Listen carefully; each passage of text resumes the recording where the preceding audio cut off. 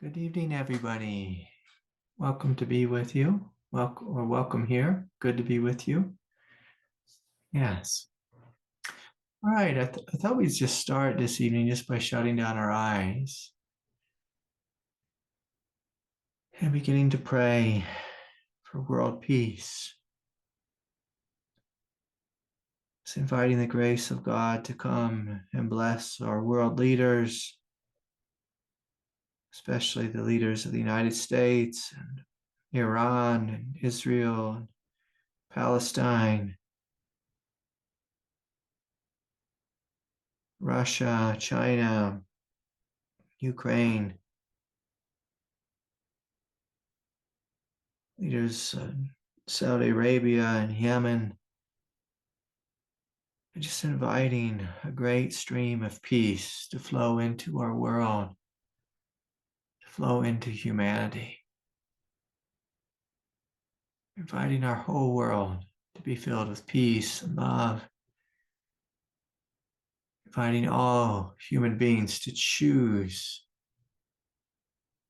a higher love, a higher peace, a higher grace.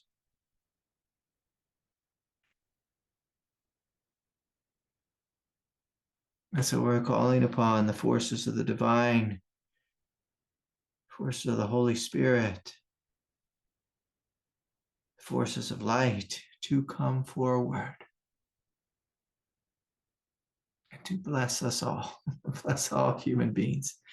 May all beings be free of war, be free of violence, be free of great suffering. May we together awaken to our highest nature and our highest potential. And so we release our prayer at the feet of the Divine Mother. Yes, and we can open our eyes. And again, I'll welcome you into this room. And so beautiful to be with you all. So beautiful to be here. It's really so fortunate that we can meet in this way. So very fortunate. We're just so gifted with so much grace to be able to meet like this. Especially when, so much of the world is living in darkness and pain and confusion. It's really our duty to shine the light. To shine the light, to be our highest, to choose the highest in this most difficult time here on planet Earth. And so I've got a couple more announcements, that I must bring forward. So please sign up for our retreat this November 3rd through the 5th, 2023. And I do hope you can join. It'll be a wonderful time for us to come together and deepen in the truth. And we're really going to focus on this foundational teaching of waking up to clarity. And when we're clear, we don't make such big, disastrous decisions. Like so many humans are doing right now, the decision to go to war instead of, the decision to fight for peace.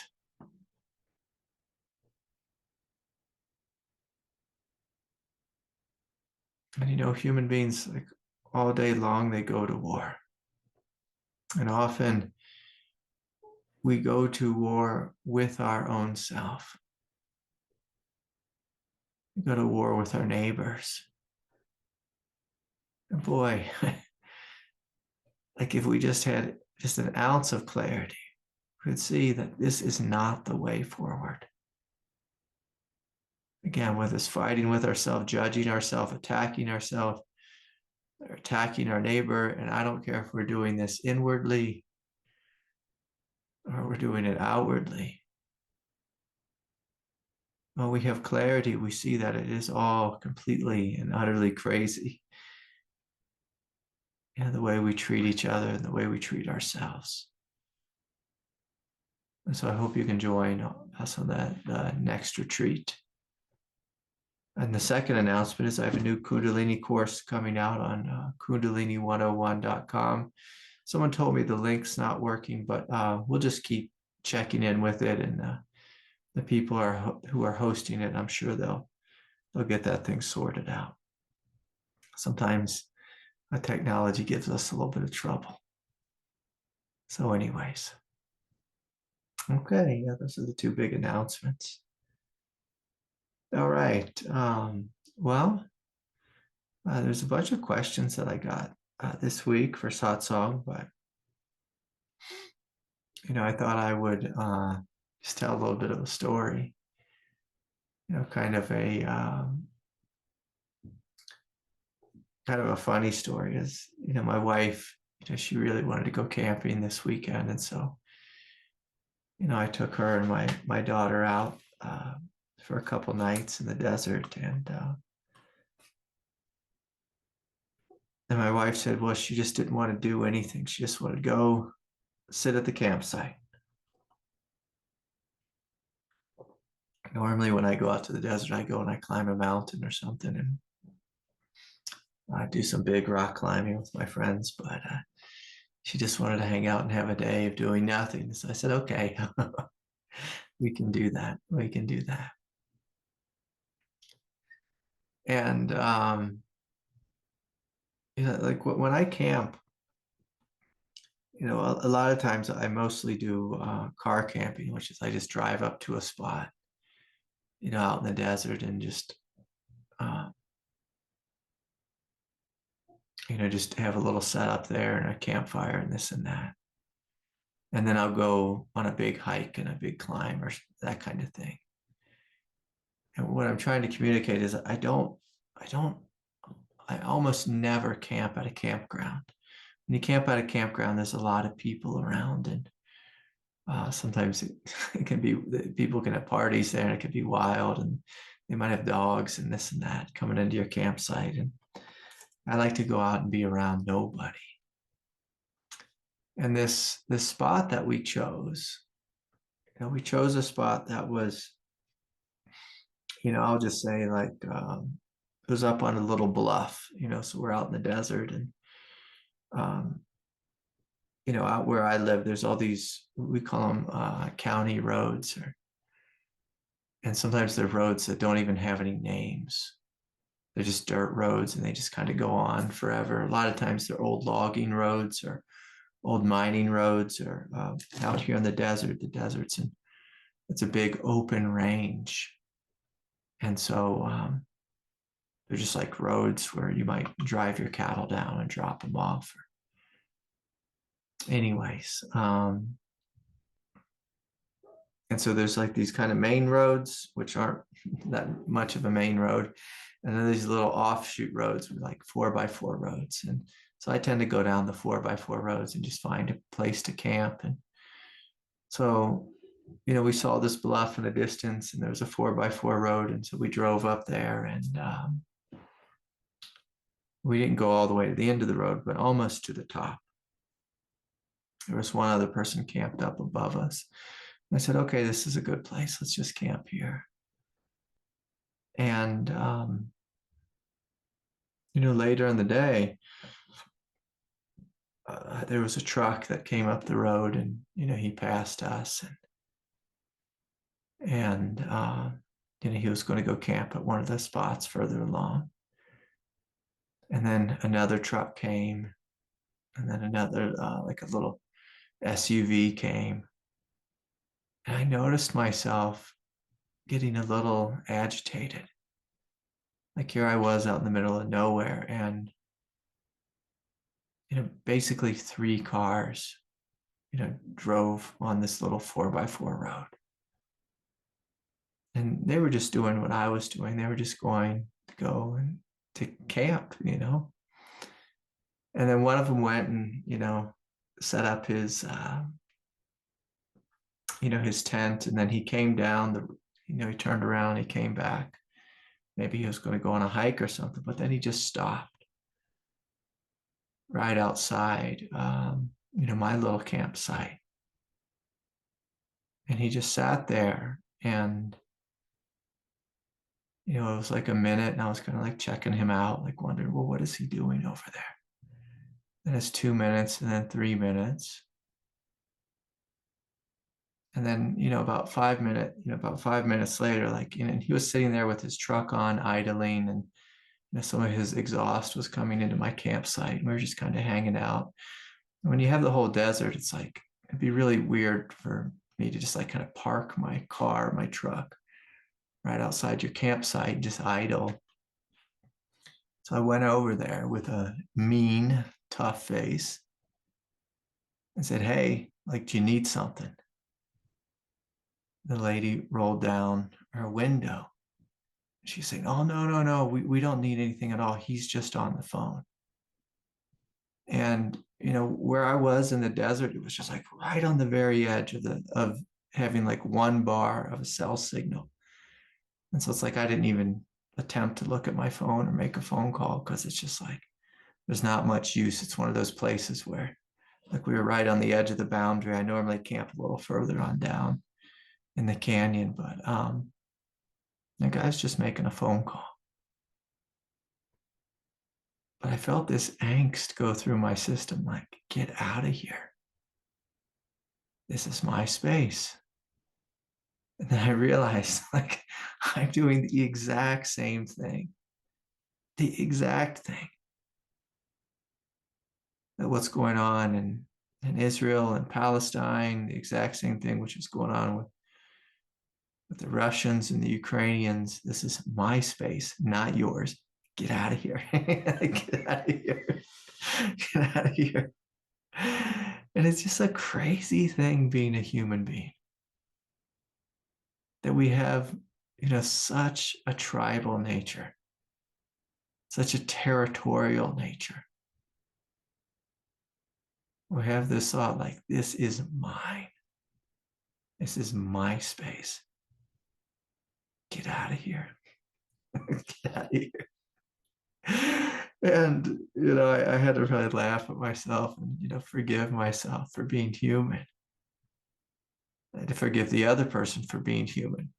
Like they were so excited to get one bar on their cell phone that they just sat by my campsite and made a phone call and took forever and were careless about, just idling with their truck on, blowing, carbon monoxide, dioxide into someone's camp spot. But anyways, as human beings, like we have this choice. We have this choice. Are we going to just be a territorial ape? Like, is that what we're going to do? Is that what we're going to be? Fighting for our little piece of the pie? Or are we going to learn to live together with kindness, with love, with sharing? And can I share like this little bit, a little bit of this mountain that I was hanging out on? It wasn't really a mountain, just a little bluff. Like, can I share a little bit of this bluff with someone who's wanting to make a phone call? It's just these little things. These little things in life. Can we share our space? Can we share a smile? Can we not be so suspicious of each other? And I acknowledge, like, I did it all wrong. I did all wrong. I had great suspicion of these people because, like, there's just something about just being like way out in the desert, way out in the woods, outside of civilization. When someone rolls up, in your area, it's just like, what's going on here? What's going on?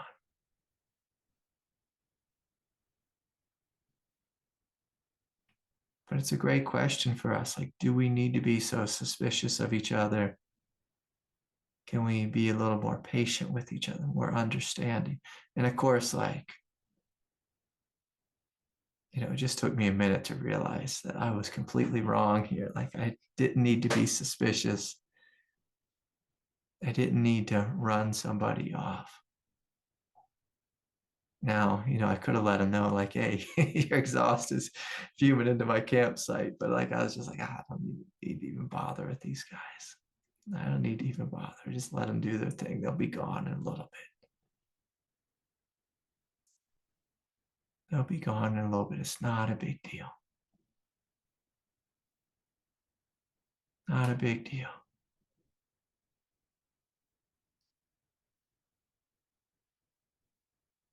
Just all these little ways within our psyche that we create these little wars, these little fights. And so this is a great question we can all ask ourselves. So I'm going to invite everyone here just to close your eyes and just to feel into your body and to soften a little bit, opening our hearts.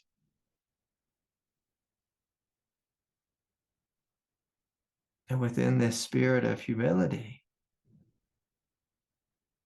I'm going to invite us all just to look. What are some of the ways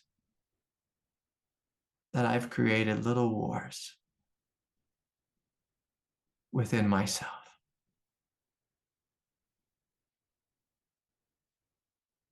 So giving ourselves permission to be really honest, to be deeply open.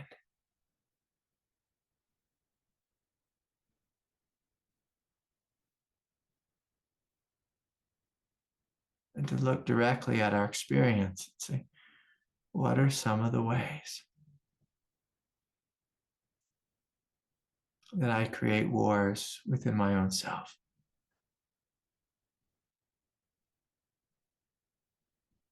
And so sometimes it's a giant war between the old egoic self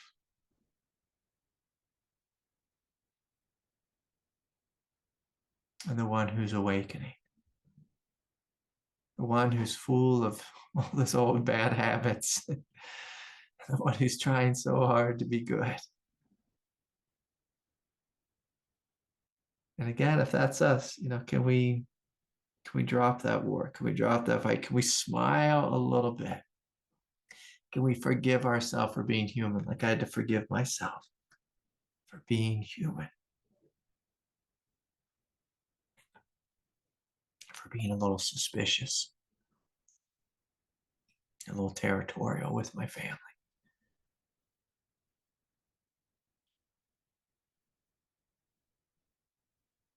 And so please, I don't ever want to teach in a way where we start a fight with our egoic self. This teaching is a path of love where we love our old human self. And as we do so, it becomes ripe for transformation. So again, as you feel into yourself, we ask again, what are some of the ways that I create wars within my own self?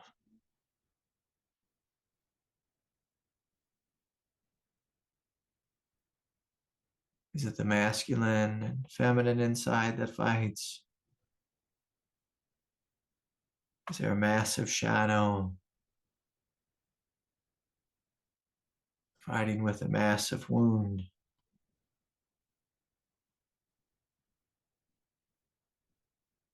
Are we fighting with the past that no longer exists? Are we fighting against the future? Well, here's a fun one. Do we fight with our parents? Maybe our parents aren't even in our lives anymore. Maybe we just talk to them on the phone once a week. But is there a fight in our head with our parents? Is there an ongoing fight with our children or teenagers in the house, toddlers in the house? We fight with the neighbor's dogs.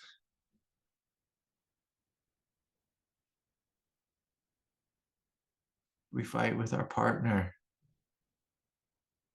Do we judge ourselves harshly?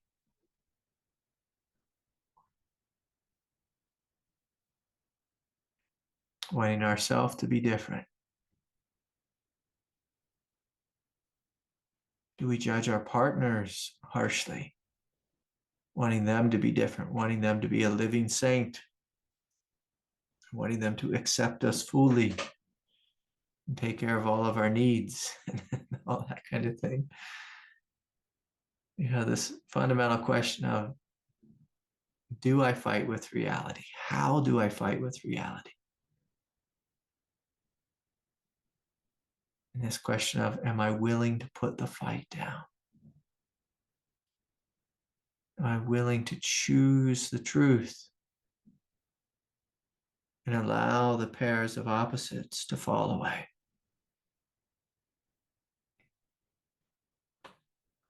Do I fight with people online? That's a fun one. Some people get really carried away with, do I fight with people online?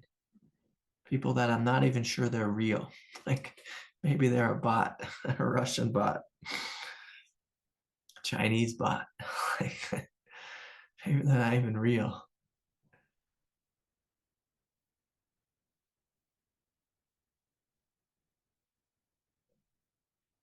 And so again, I'm going to invite us just to take a deep, full breath and to ask ourselves, am I willing to let go of my fight, my inner turmoil and division, and to shine the light of love, the light of truth into whatever situation is arising in your life, whatever experience is arising? Am I willing to shine the light of forgiveness, or patience, or kindness, or strength? Sometimes we fight against fear.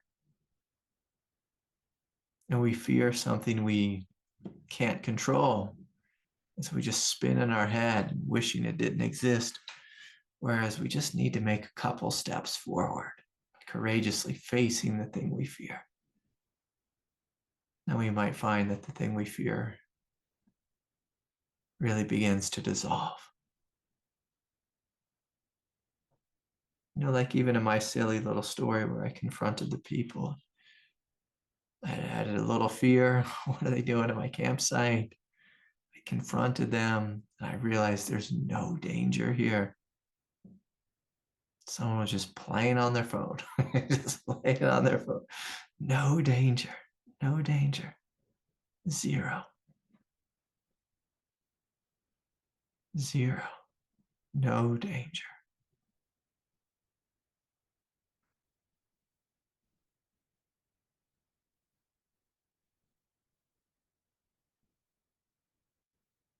And so I ask you, what truth is wanting to come forward in your life? What truth is wanting to come forward in your life? It's this funny thing that reality does. If we live outside of truth, if we argue with truth, if we fight with the truth,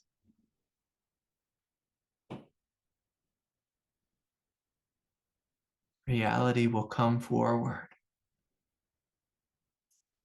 and find a way, literally, to agitate us in order for us to wake up and to realize, oh, I'm being a little crazy. Oh, this is the truth. I was outside of the truth. It's one of the great things reality does. In a washing machine has this thing called an agitator. And what an agitator does is it kind of stirs things up a little bit. Stirs things up. So that the dirt can kind of come to the surface and so it can be cleared out. Reality does this. Reality will agitate us if we're living outside of the truth. When we live within the boundaries of truth,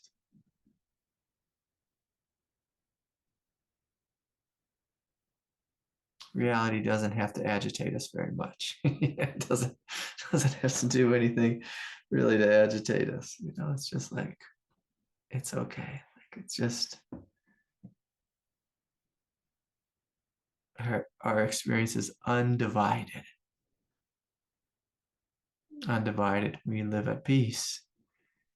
But if we live in a divisive way, and that's something I invite you even to look at, like even feel into. You can imagine a time or remember a time when you were really inwardly divided. It seemed like you were just fighting with everything in life. Like we've all had moments in our history like that, where we were just fighting with everyone and everything. And then one day we wake up, we realize, oh my God, like I am not living in alignment. I am not living in the truth. I'm living in confusion. I'm getting carried away with my mind. I'm starting fights with everyone.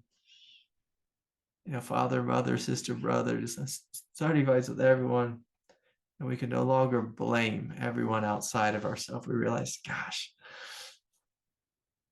maybe the common denominator here is me. And it's not really us. It's really just our thinking mind that's gotten lost or gotten too emotional or taken everything personally or whatever it is. The great question is can I come back to the truth? Can I find my way back to the truth? Back to the truth. And so again, as you're feeling into your experience, I ask you, what are the steps you need to make to find your way back to the truth? What are the steps you need to make to find your way back to the truth? Are you willing to make those steps? And of course, we can always invite the grace of God to come down here and to help us, to give us the strength. Like some of us, we really deal with unworthiness. Like that's the thing. Our biggest fight is with ourselves. And it's this sense of feeling unworthy and criticalness toward our own self. Sometimes we trip over this again and again and again. If that's you, whatever your issue is, let us invite the grace of God, the love, the compassion, the kindness of the Divine Mother, the love, the compassion of the Mother, to awaken us to a greater way of being. We love ourselves, we honor ourselves, we're sweet with ourselves.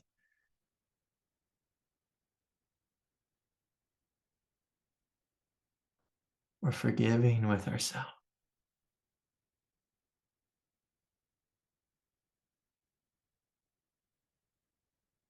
And so anyways, all right, well, we'll move on to the questions now. Let's see here. Someone wrote me a message. This is a fun one. Hi, Craig. Am I less of a spiritual person if I show up to satsang high? I feel like I do that other times, like high on grief, high on whatever emotional wave I'm on. Right now, I'm going through it, and I might smoke the green stuff. I think I just need to confess. So this is it. Thank you, and I feel less shame. May a giant truckload of money be with you. This is hilarious. Someone's wishing me a truckload of money. I'll take it. I'll put it to good use for sure. Do I need to confess something here? This was last week. I wrote a note that I needed to confess something to all of you.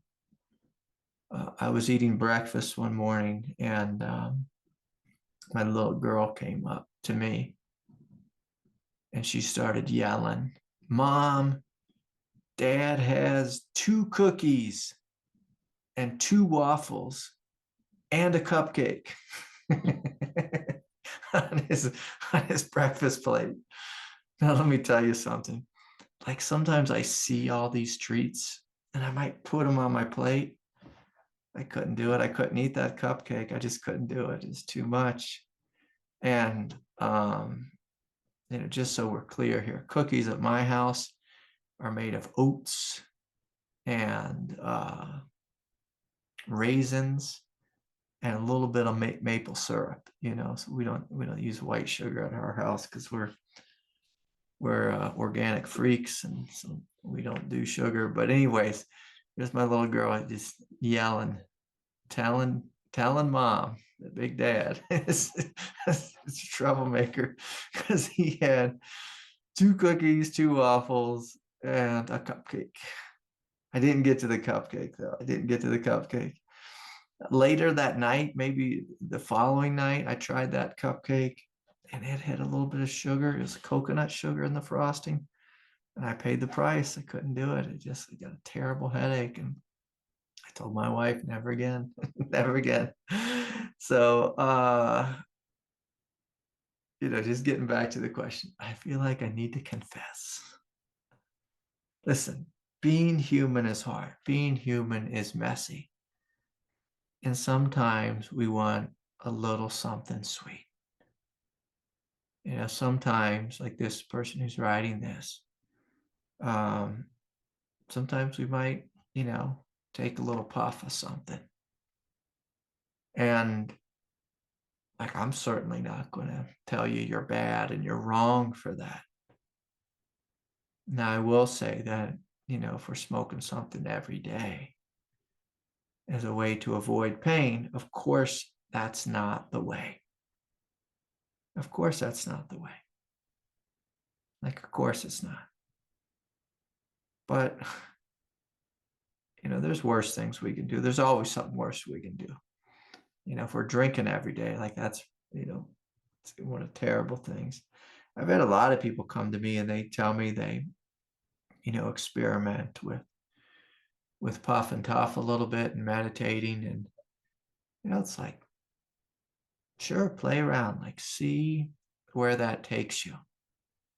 Like when I was in India, the sadhus there, some, not the sadhus, some sadhus, they smoke a little something and they meditate all day. And if it eases the pain and helps,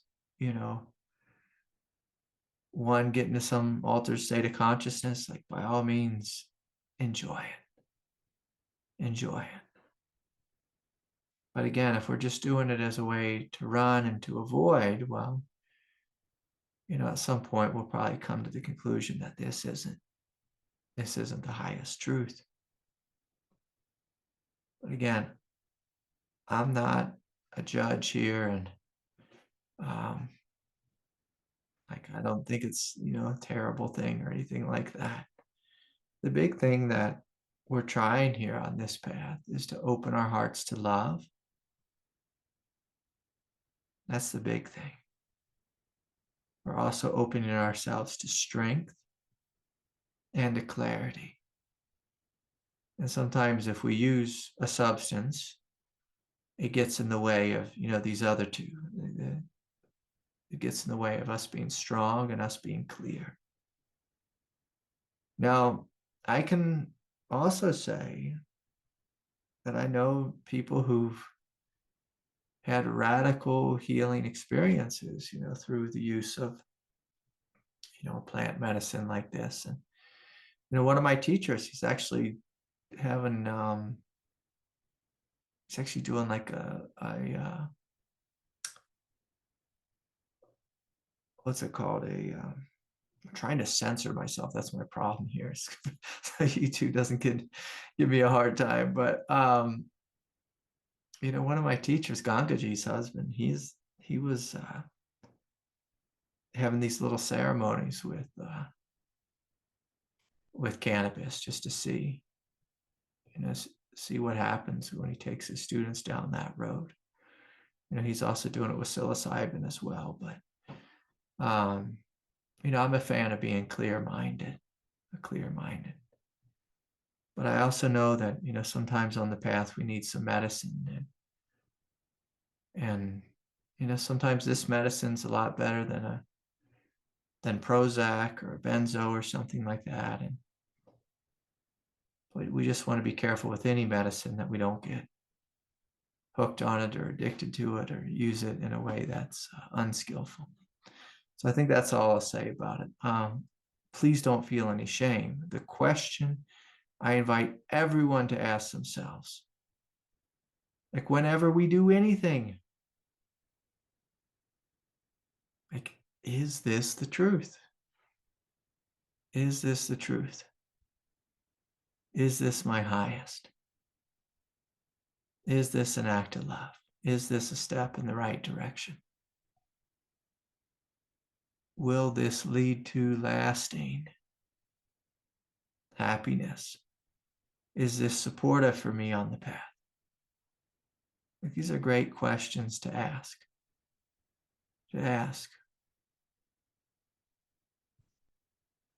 I can say, like, when I was young,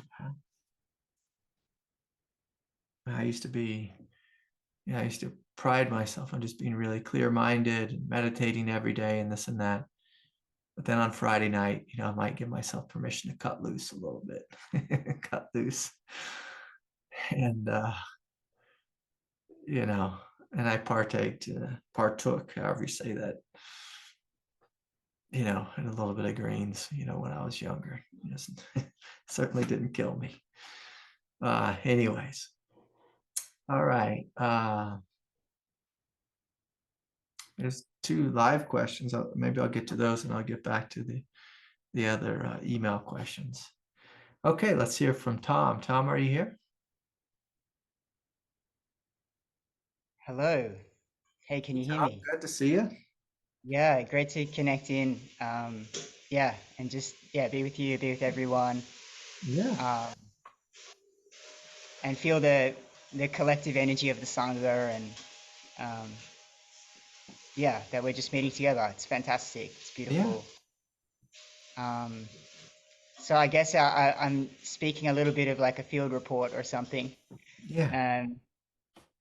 And that is that I finally have launched my Instagram, sort of business Instagram, and so I just wanted to come on and share that, and because it's everyone have their different parts, and for me, coming forward is the work. Yeah. Well, why don't you tell us, what is it called? So the Instagram page is called Art of Alignment, and Art of Alignment. Art of Alignment, yeah. Yeah. And on it, it will be a mixture of transformational coaching and also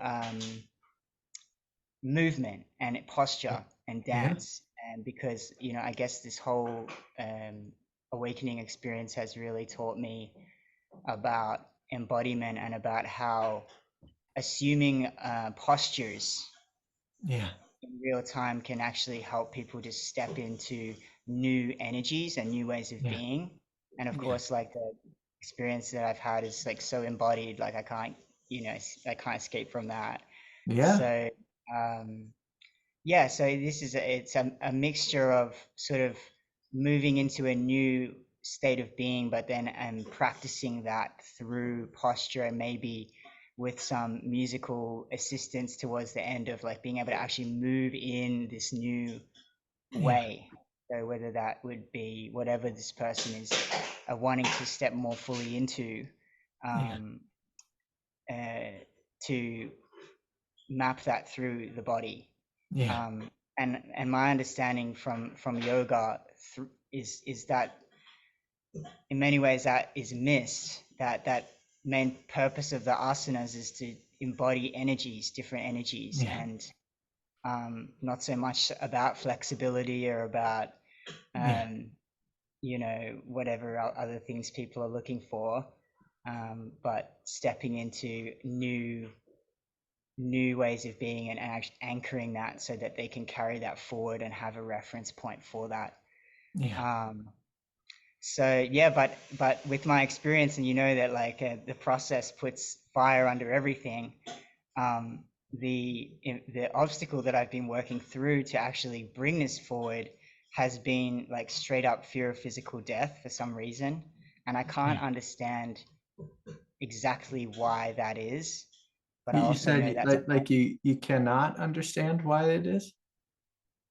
yeah. I mean, because I know that the process puts fire under everything, so you will Yeah, feel things come into the light that otherwise would never come in. But at the yeah, same time, like rationally speaking, it's not a death-inducing thing to yeah. put. Like you're probably like you're not going to be burned at a stake, you know, by But teaching an integration of, awakened awakening the consciousness of the body and teaching about posture and dance or movement. Yeah, you won't be burned on a stake. But in the olden days, it was possible that you could have been put to death for such a thing. And so sometimes within the collective consciousness, the collective consciousness of our ancestors, like there's parts of ourselves that are still plugged into these old fears. And so like we might be living in 2023 and have this fear of like, oh my God, if I teach, you know, this very beautiful thing which is flowing through me, like I'm afraid I might die, or I'm afraid I might be stoned to death, or something crazy. We might have these thoughts, but they're just thoughts from the past. They're thoughts from the collective. And our job, of course, is to courageously go forward. And that's what you're doing. That's what you're doing. And sometimes it can be helpful, I find, just to almost like to laugh out loud at the absurdity of it, at the absurdity of it. But, from a different perspective, like if you were living in, let's say, Kabul right now, Afghanistan, very possible you get in a lot of trouble for this type of teaching. Very possible. Very possible. If you were teaching this, especially to women, like you might get in a tremendous amount of trouble, in Afghanistan, maybe in Saudi Arabia, maybe in Iran. I don't know, but it's very possible. So there's still remnants of this here in 2023 on planet Earth. And so, we're just plugged yes, into the consciousness of the whole world. And so yes, sometimes these fears come forward in ourselves. And so again, can be helpful a little bit to smile and then to remind ourselves that I am safe and to breathe a sense of love into this. And, like with you, if your whole thing is going to be, movement, maybe to dance it out, maybe to dance it out or to stretch into it or feel into it or let it flow through the body in whatever way feels true to you. And so yes, like that's one of the things that I found with any type of teaching, especially in the spiritual realm, is we are our own first student. Like we're the first student. And so we meet this fear with the same love that we would meet, our next student with. Yeah. Yeah. And that's a beautiful thing, Tom. Anything yes. else you want to share or bring forward? I guess it's that I've realized the same thing about these collective imprints that are Yeah. mapped into the body and that just flow out for some reason. And I've got to be honest with you, like sometimes you talk about Christ, Jesus, Yeah. and I felt, man, this guy did not help very much. Like he did not help me very much. And I know that the imprint of Christian conditioning is quite strong, and Yeah. um, so again, like yeah, I just feel that releasing, and Yeah. it's a great suggestion to dance it out Yeah. and to just integrate that, Yeah. somehow integrate that particular archetype, because it's Yeah. very um it's kind of annoying. Like it's annoying that is Well, something what's within up? Well, stopping we'll me from moving. clarify it a little bit, Tom. Which aspect of say, the Christian story or uh, the Christian archetypal journey are you finding, or use your word, annoying? Well, I guess it's annoying that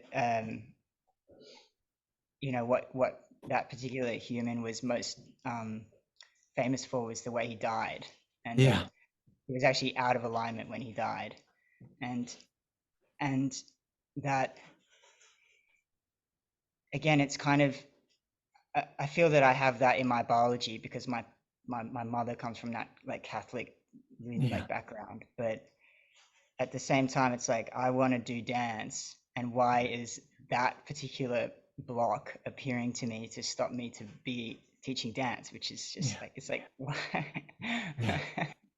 Yeah. why is that there, like or another thing is like sexuality. Like I think of all of the faith traditions, like Christianity has the most trouble with sexuality, and Yeah. um again, like living in in like sexual freedom, or living in the ability to just be free, Yeah. like that again, that and I have to really distinguish between like religious conditioning and spirituality, like Yeah.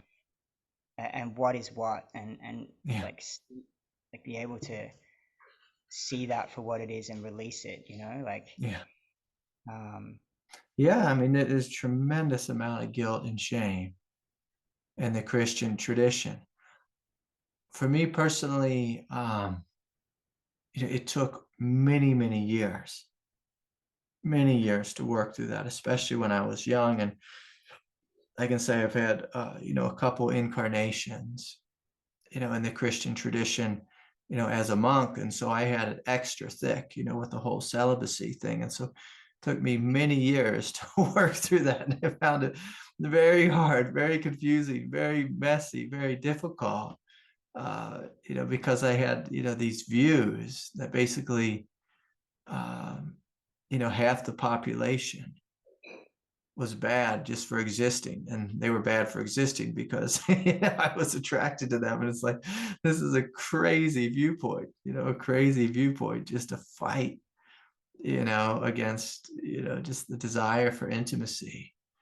It's a crazy viewpoint to have, crazy viewpoint. And yeah, we have these in our culture, that we're dirty, that we're wrong, that we're bad, that we're originally sin, and all this kind of stuff is just so much confusion, arose out of, teachings around celibacy. And so much of it's just not helpful, not helpful. And so that's one of the things that's falling apart in the modern age is not many people are going down the road of, of being a monk or being a monastic. And, not many people are playing the celibacy game anymore, but you can still feel it a little bit in our culture. And like you said, like it was in the, sometimes it's in the consciousness of our mother or our father, or just in the past, and it gets projected upon us. And so again, can we see it clearly? Can we meet it with love? Can we forgive them? If we're just annoyed with them, then that, doesn't help. But if we forgive them for their confusion, and then of course your job is to courageously choose the truth as you go forward into this world, into this world. Yeah. Yeah. One of the things too that, that people do is like, sometimes we have a fear in life, like a fear, like we see something that we want, and then we have a fear about going and getting it because, there's a fear of rejection. And sometimes, we can allow like an old spiritual story kind of get in the way and really slow us down, in regards to us following our truth. Sometimes we even, some people even use these spiritual stories as a way of not going forward and being courageous. And so we want to just really look at our experience and say, like, well, how is this impacting me? Like, how is this projection from my mother? How is it impacting me? And can I take my power back from it? Can I live in the truth and say no to the past and say yes to the present moment? Yes to the truth in the present moment, whatever that looks like for you. Yeah. Well, beautiful, Tom. Well, best of luck on your journey. And I'm so happy for you. Yeah. You got your Instagram page launched and you're ready to go forward. And you're a bright light. So I support your work in this world. Yes. Yeah. Yes. Yeah. Well, beautiful, Tom. Well, good to be with you. Thanks a lot. Of course. Bye. Okay. Let's hear from Don and Jan. One or both of them. Let's see who comes forward. Hey, Craig, thanks. Hey, Don. Good to see you. I just got scared and I was going to lower my hand, but here I am. So when you were talking, You got scared? Is that what you said? I did. Yeah. So I'm not buying this. What would you be afraid of, huh? I don't know. I don't know. It just came up. Anyway, I got to control you. Let me talk. When you were talking about, when you do your story about the people in the truck and you ended with, I'm doing the same thing they're doing, the wars. I'm like, I felt this resistance, like, no, I don't have that. So I looked, and I came up with 3 wars that I get myself involved in. I figured most people can recognize this. The first one was internal war. Don't eat this, eat that, exercise. So the big one for me is achievement. You got to work, to work, keep working. So today, Jan and I, it's like I got to prove something. I got to prove something. Nobody. It's to my mother, probably. To my mother. Well, Don, let me ask you something. Yeah. How old are you? I'm 71. Is Mom still around? No. Okay, she's gone, but are we still going to be proving something to her? No. I know. I see it's crazy, but it's strong. It's like it's still in you, is what you're telling me. It's still in me. Well, I see it, but so today we went to see some friends, and at the end I said, Jen, let's not go home and work. Let's go out to the Biltmore and go to the gardens and walk. And it was like hard. It's like, really? Like no goals, no agenda. So that's one. Let me ask you something real quick. Go ahead. Is the Biltmore that big hotel that's on the mountainside? Or is the Biltmore the castle that's down low? It's everything. It's like 8,000 acres of trails and mountains and. Yeah. But is it that big hotel? It's part of it. Yeah, part of it. Okay, I just want to make sure I went there once. It's beautiful. Huh? Oh, it's incredible. Yeah. But I couldn't get work done. The choice is either go on a hike or go home and work. Right. Yeah. On a hike. I know. On a hike, come on. I know. So the second one, I didn't see that, like Israel, Palestine, Ukraine, Russia, that's a territorial one. The only one I could think of, I know like when Jan and I are working on a video and she'll give me some feedback about music, like, this is my territory. You can't tell me. It's like I can feel myself like, you can give me a little bit, and usually when she goes away, it's like, damn, that was a good idea. It's like, that's a tough one. But I want to share the one that I have trouble with, and this is a real big one. So the big one is like US and Iraq. Like, we're going to go to you for no reason and tell you what to do. So I was invited to an online group, and it's about 800 people, and they're all like trying to save the world. So I know I'm going to make myself sound really bad, but I mean, I wasn't conscious of this at the time, but I come in and like, you guys are doing it all wrong. I'm going to tell you how to do it. This is how to save it. Seriously, it's like, and I'm writing every day, and they're saying like, Don, like, stop.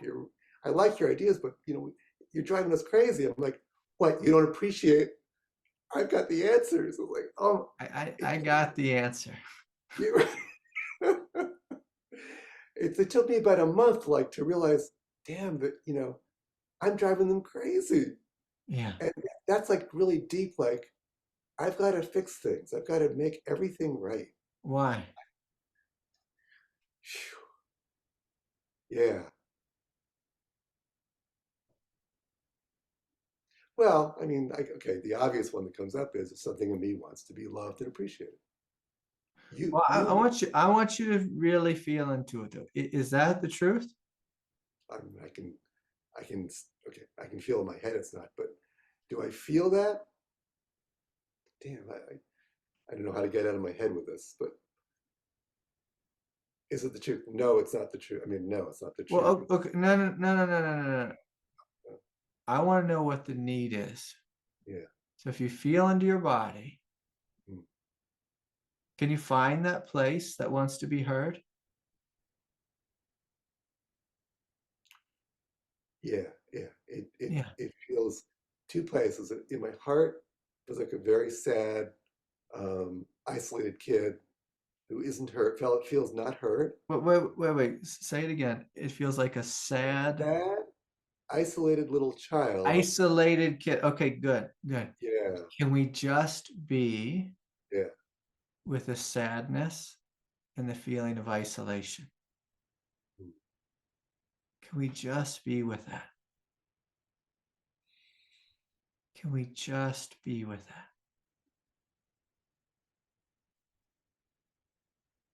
And Don, can you stay there and love that part of you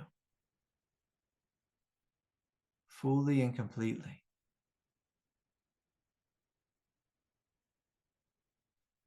You'll know when your work is done, when that part of you is no longer trying to be heard. It feels like there's real deep, there's this depths. Good. And so that depth Yeah, is a tantric doorway. yeah. And that depth is a doorway to liberation. Mm. This is something people really miss with the practice of meditation. Mm. Is someone asked me this the other day, and I feel like it was my little girl asked me this.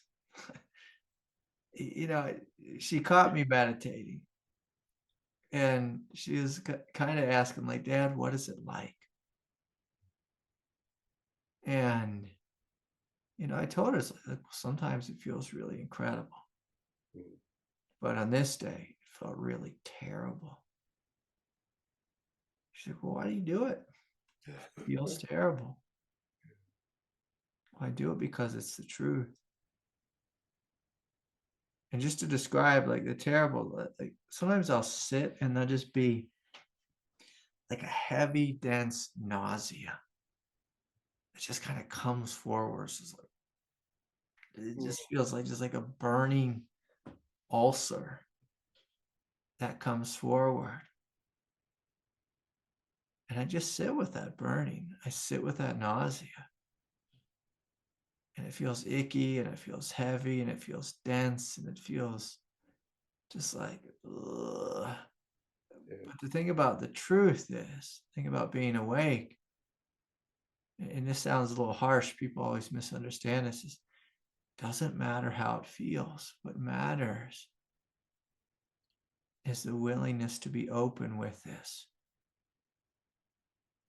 And ultimately, like this thing that's coming forward, like a lot of times, I don't even know what it is. I don't even know if it belongs to me, if it belongs to someone else, if it belongs to someone in the Sangha, if it belongs to my ancestors. This is an aspect of my childhood trauma. I don't care. I sit with it and I meet it with love. And I hold it like it's a child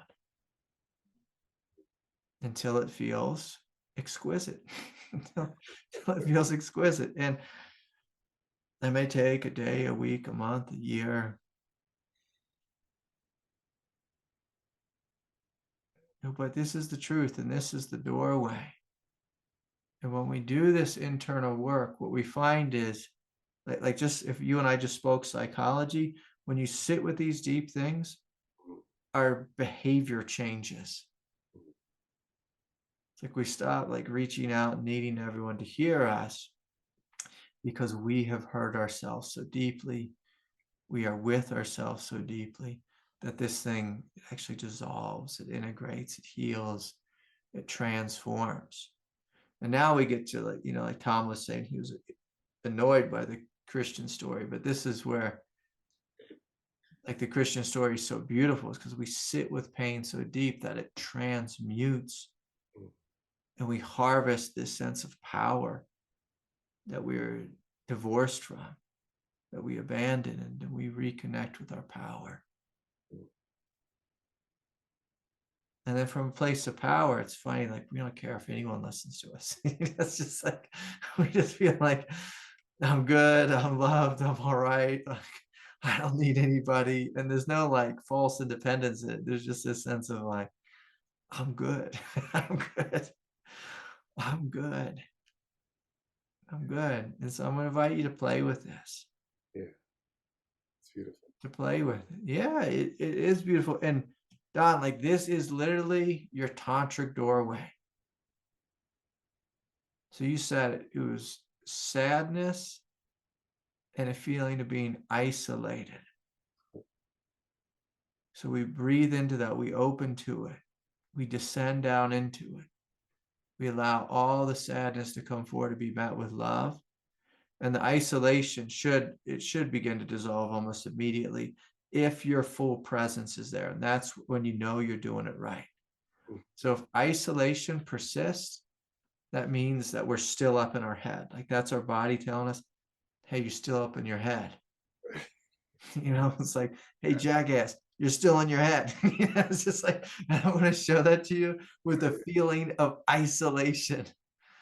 Like, that's what I want to do. And so I want you just to imagine, like that part's like just screaming at you with the feeling of isolation. And people do this funny thing. They're like, oh my God, I don't ever want to go there. And it's like, if we want to be awake, it's, oh my God, I have to go there right now. Right now. Right now. Like, I cannot have this division within me. It's intolerable. With the ego way, it's like, oh yeah, I'll never go there. It hurts too much. The awakened way is, I have to go there. I have to liberate this. Because this thing is so worthy of my love, so worthy of my attention. This thing is coming forward. It's like splashing water in our face. And that's what I was saying before. Like when reality is an agitator, it'll come forward and it just points out all the places that want to be loved, that want to be held. Yeah, beautiful. Yeah, no, it's beautiful. Thank you, Don. Thank you. Yeah, thank you. Yeah, and thanks for meeting with me the other day. That was really sweet. Oh, sure. Yeah, of course. Yeah. All right. Well, good to see you. All right. Okay.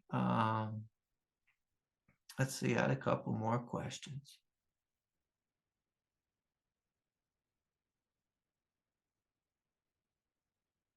You know, I will say this. You know, I don't know if any of you were there this morning with Adya. He gave his last public teaching.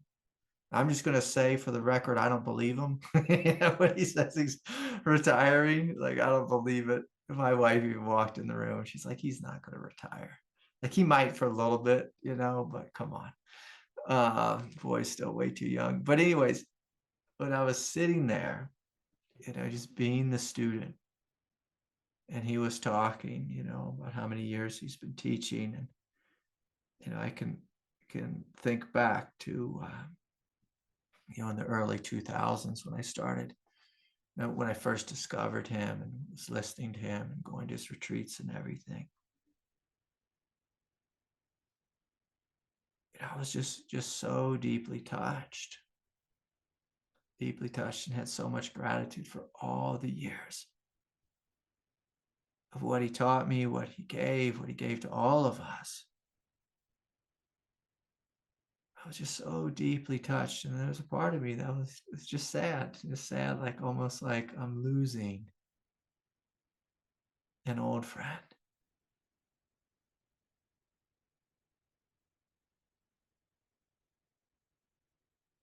And it's, you know, that willingness just to be with all the human feelings, whatever they are. Like, human beings, we are emotional creatures. So much emotion within us. And, you know, sometimes in the world of spirituality, we try to get rid of all of our thoughts. We try to get rid of all of our emotions. And like, if you have a heart, which of course all of us do, none of us are the Grinch. Even the Grinch has a heart. You know, his heart was just two sizes too small. But when he became in relationship, like when he got in right relationship with humanity, his heart grew. It grew. And the thing about our hearts is all of our hearts want to be in right relationship with each other. And that starts with us being in right relationship with ourselves. Sometimes we try to get in right relationship with everyone around us. And the way we do that often is demanding everyone be a certain way for us. And of course, that's never going to work. That's never going to work. Never going to work. We can try. And the Israelis are going to demand that the Palestinians are a certain way. The Palestinians demand that Israelis are a certain way. It's just like, it's not going to work. But when we become in right relationship with ourselves, where we love ourselves fully and completely, when we love ourselves fully and completely, then it becomes very easy to love the world. Very easy to tolerate the world. Very easy to forgive the world. Very easy to go out and dance with the world. Dance with the world. And it's a funny thing, when I was listening to Adya this morning, he has, all these teachings, of course, on awareness and clarity and presence and all this type of thing. And, very Zen teaching. But one of the great things he taught me was how to love. And he never even used that language very much. But just through that willingness to be with ourself and to be with our experience. That's what love is. And so often people misunderstand teachings on love. They think it's just about feeling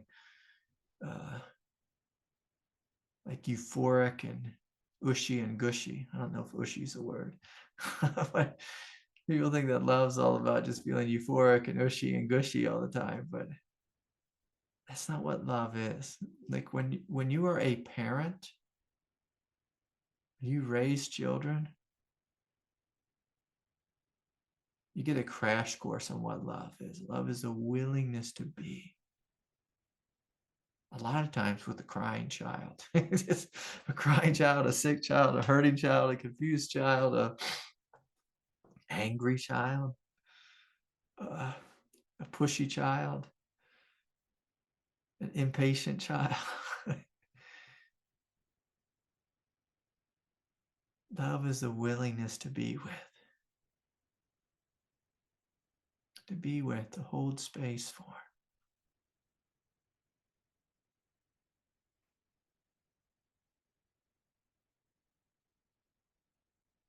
To see that other being is worthy of our time and attention. And the only way we'll be good at this, if we can do it for ourselves first. Is if we can be with ourselves first. If we can be with our wound, our shadow. And there's this beautiful thing that happens with the wound and the shadow, both when you love them fully and completely. They dissolve. They heal. They integrate. They're no longer an issue.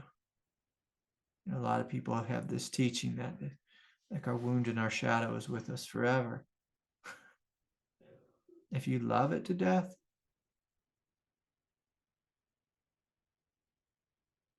like if you love it to death literally, that thing will dissolve, that thing will heal. That thing will integrate. It turns into something much, much greater. Like if we have a feeling within us that is totally, like completely sad and feels absolutely isolated, but if we bring our full presence into that feeling of isolation and our full presence into the feeling of sadness, what we're left with is a feeling of unity with immense tender-hearted compassion. Tender-hearted compassion. And then that child within us that was once hurting begins to transmute and brings that tender-heartedness that oneness and that intimacy into the world. It doesn't just stay stuck, hurting forever. That's what the ego says. The ego says, well, if I go into that pain, it will have no end. It will have no end. Everything has a beginning and an end.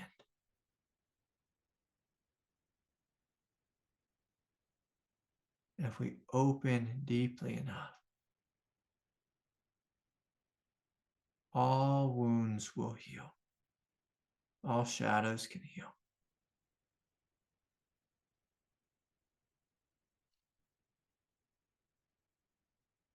And of course, I can be compassionate and acknowledge, like, if someone, for example, lost a child or something like that,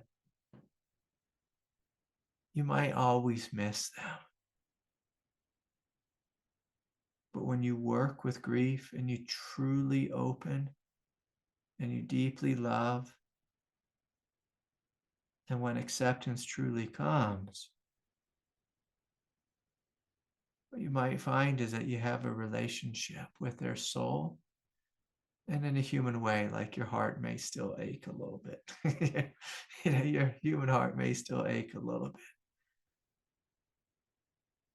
But through the doorway of grief,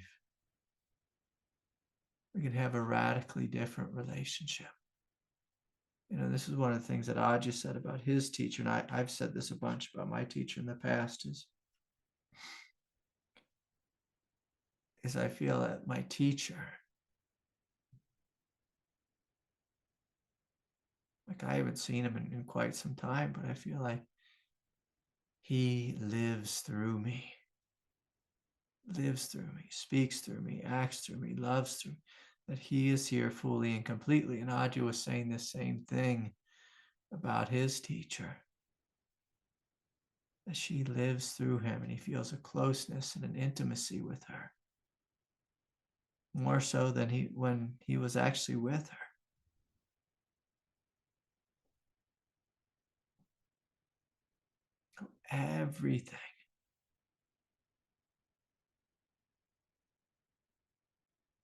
Everything can be healed if we open in a deep and full way. And I'll even say it's beyond healing. Like when you go into great sadness and you open to love and compassion, and through that experience you discover great compassion or great strength, great freedom. It's like, oh my God, what a gift. Then we start to see what suffering is. The potential of suffering, the doorway of suffering. We see the true non-duality of it all. And we start to live beyond the pairs of opposites. So anyways, let me see if I can get to my questions here. Okay, this is from Daniel. Hi, Craig. Lately, it feels like my head is starting to awaken and open up. I find myself much more connected to my body. And now I'm beginning to witness my mind unfold in a different, more grounded way.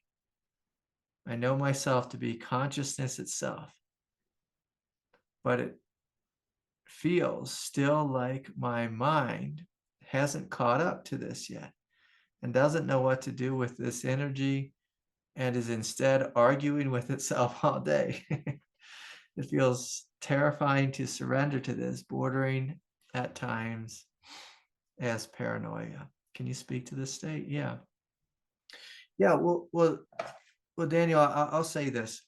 Our mind and our emotional nature will always be playing catch up to the awakened state. And that's part of the paradox of being human. Like, I can't remember what year it was when I had like my first big awakening, but if I'll do the little math here, I met Adyashanti in the early 2000s, and so it was, sometime around that area.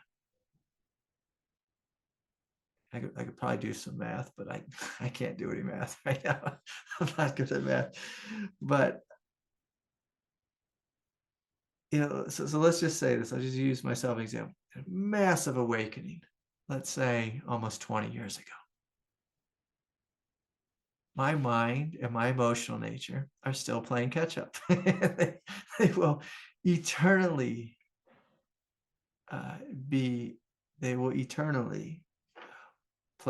be playing catch up. I can't even speak today. Look at my mind right now. It's a mess. It's like you can't even figure out how to talk.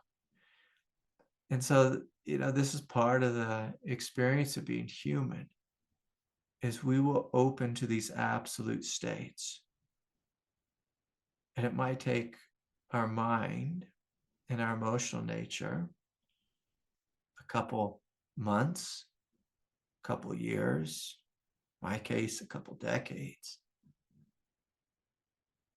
to fully integrate, for what was experienced in an absolute state. And I'll just say this, just like the human physicality, the body, like this work that Tom's wanting to do with the body. Like we have an absolute awakening, and then we're inviting the body and the mind and the emotional nature to come into alignment with this. That's going to take some time.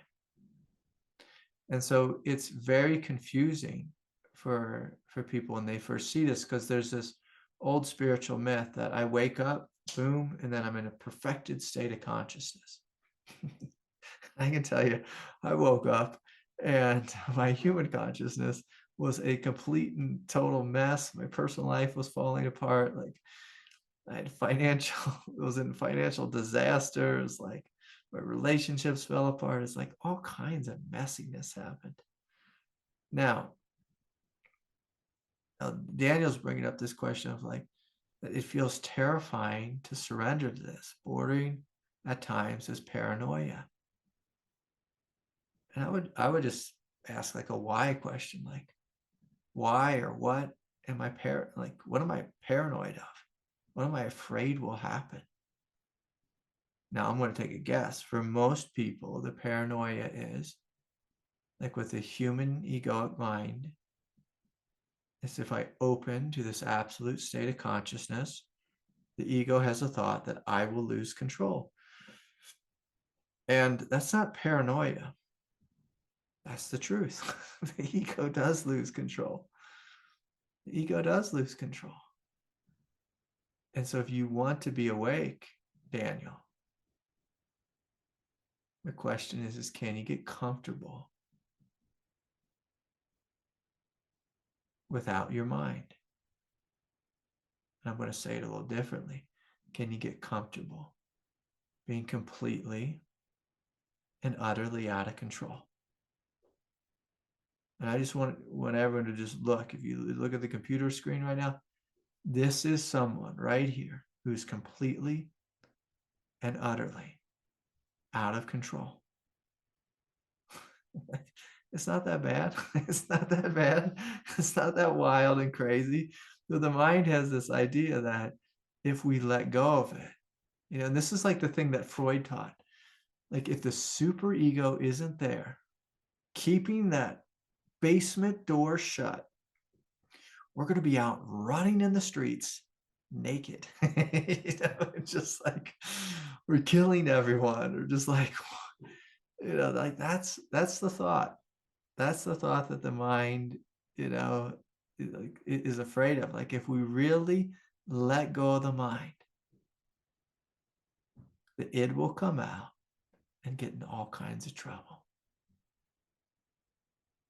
And it is true. Like if you go like do a quick Google search when you're done with me, if you look at spiritual cult leaders, they let go of their mind, right? They opened up to like, let's say some level of spiritual realization, let go of their mind, let go of their self-consciousness. And because they had a big shadow, they got in a lot of trouble with power and, sexuality and abuse and all this kind of stuff.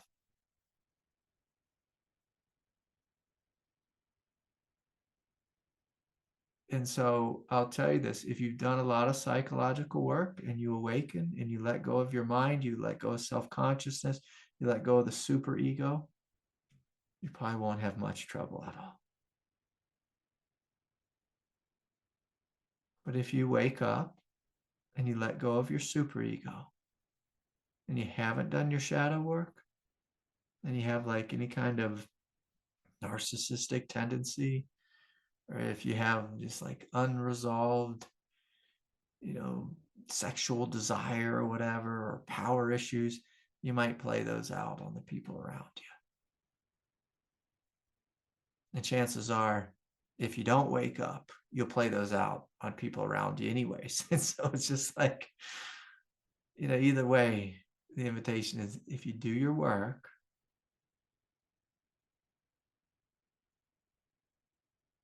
if you do your healing work, if you love your shadow, if you love your wound, and then you wake up, you let go of that superego, you probably won't have much trouble. You probably won't have much trouble. And, if we get back to that question about being high, like someone wrote in, like, Craig, sometimes I smoke weed. It's like, I feel high all the time, like crazy high. I feel like I'm on drugs, but the drugs that I'm on is grace, is light, is love, is spaciousness. Is spaciousness. Like, that's the drug that I'm on. And it feels totally crazy and out of control and uncontainable. And it's so wonderful. It's so wonderful. So wonderful. Like today, I was like working really hard in my yard. I had to dig, I was digging a foundation for a building that I built. And so doing things a little bit backwards here at my house, but I was pouring some concrete, working a rock bar and a post hole there, just like doing hard work.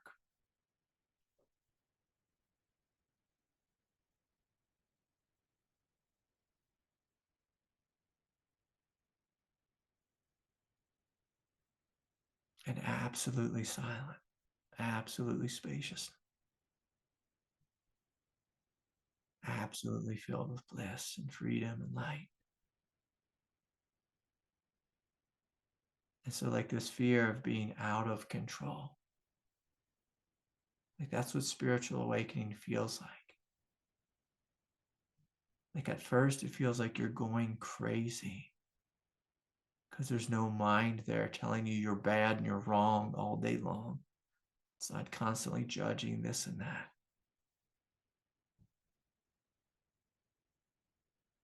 I laid out the other night in under the stars, and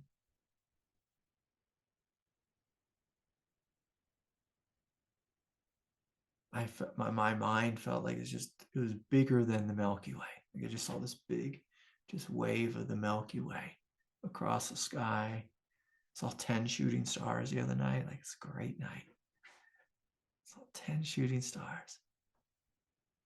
I felt like those stars were flowing through my consciousness, and they were my consciousness, that I was the stars, and they were flowing through me. Like, to be awake is a wild thing. To be in the mind is a crazy thing. So it's kind of like, it's a fun kind of thing I'll say tonight is, do you want to be wild or do you want to be crazy? Some people want to be both.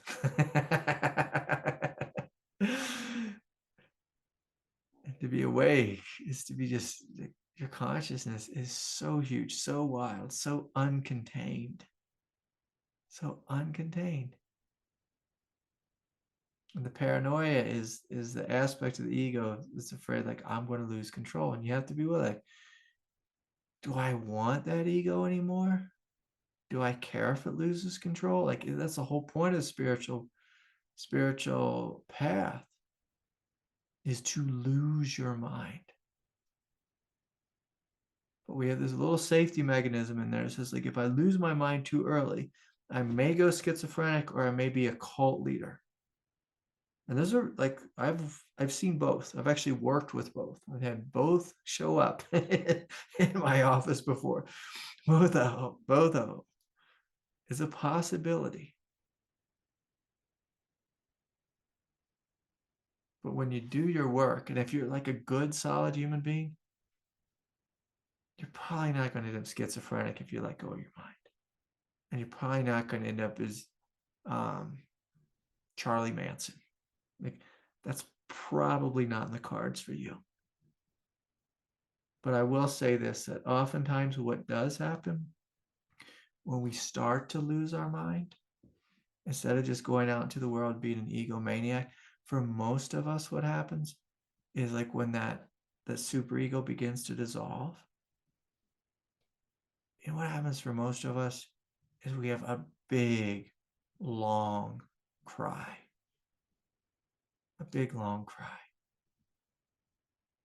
A big, long cry. It might go on for like 4 months or something. I think my big, long cry went on for like a year and a half. It's just like crying all day, every day, just things just being unloaded, just being emptied out. All the trauma that I ever felt, experience, it just was like, I would just cry. I just cried it all out. I just cried it all out. Cried it all out. And people are like, oh my God, are you okay? And I was like, yeah, hell yeah, I'm all right. I never felt better. Like, but you're crying. Like, is there something wrong? No, nothing is wrong. I'm letting go of the past. Everything is actually absolutely right. Absolutely right. And so this is one of those questions, Daniel, is like, do we have faith? Like, do we have faith in that which is awake, that which is aware? Do we have faith in true nature? Do we have faith in the spiritual path? Do we have faith in where God is taking us? Because that was the other thing, is like when I was waking up, I used to say this, like this thing used to just keep showing up in my consciousness. It's kind of hilarious. But I used to say like God is like eating me up. Like God is like eating me alive. It felt like I was being eaten alive. But by God. And it's just like, do I trust in God, or do I want to stay here seated and rooted in my egoic identification? I knew what egoic identification was like. It was like being enslaved. I don't want to be enslaved any longer. So I let God eat me up. Like I can even remember, like it felt like I was going crazy. I felt like God was just eating me alive. Until I woke up and realized I was God. I was consuming the I. And that's the thing we have to look at, is with this path of spiritual awakening. Am I the ego and trying to hold on to the ego and just have a good spiritual ego? Or am I trying to wake up beyond the ego? And if that's the case, I have to let go of that. So anyways, Daniel, beautiful question. Beautiful question. Beautiful question. And so, all right. Well, I think that's it for tonight. So much love to each of you. I think the retreat is in like 2 weeks. Maybe it's in 3 weeks, but I think it's just in a couple weeks. So please sign up. We'd love to have you there. And we're going to experience a lot of these things in a deeper and fuller way, that I was speaking about tonight on retreat, of course. So I hope you can join. My heart is with each of you. Let us all walk in the direction of peace. Let's do our part to spread peace here on planet Earth. Let's do our part to spread love, to spread compassion, to spread forgiveness. Let this be our living prayer for humanity, for all those that are suffering in the Middle East, in Asia, in Eastern Europe, just throughout the world.